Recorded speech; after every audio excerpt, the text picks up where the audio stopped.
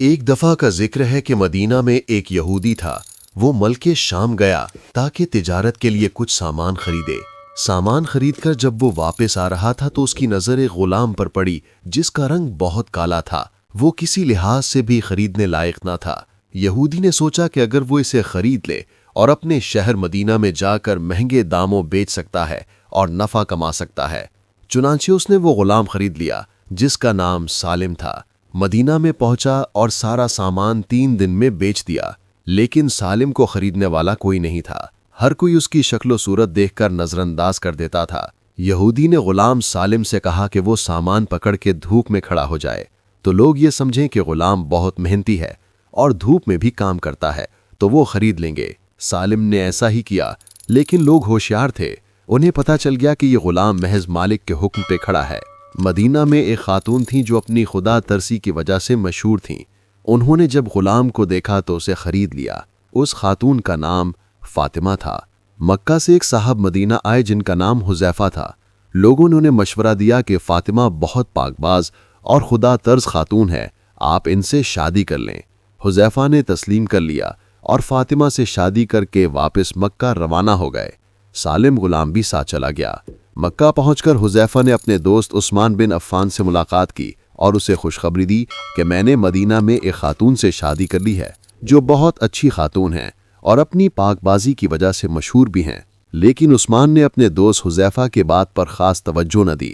اس بے رخی کی وجہ سے حذیفہ کو رنج ہوا اور انہوں نے اپنے دوست سے اس کی وجہ پوچھی تو سیدنا عثمان رضی اللہ عنہ نے بتایا کہ میں اسلام قبول کر چکا ہوں اور تم مسلمان نہیں ہو، لہٰذا ہماری دوستی نہیں رہ سکتی۔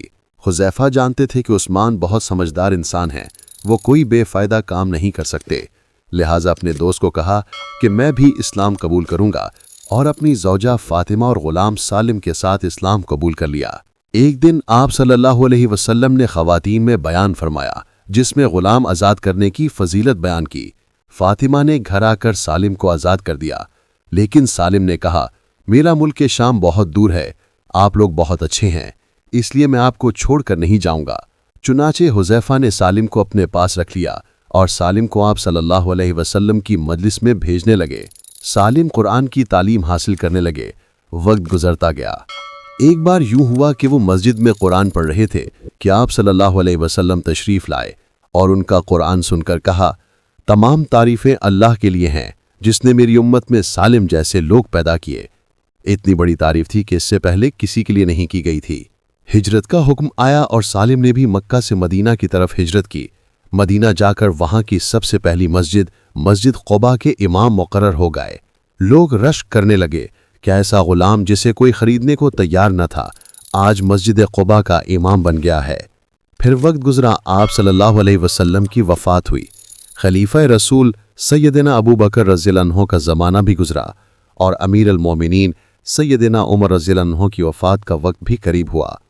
اس وقت سالم دنیا سے رخصت ہو چکے تھے۔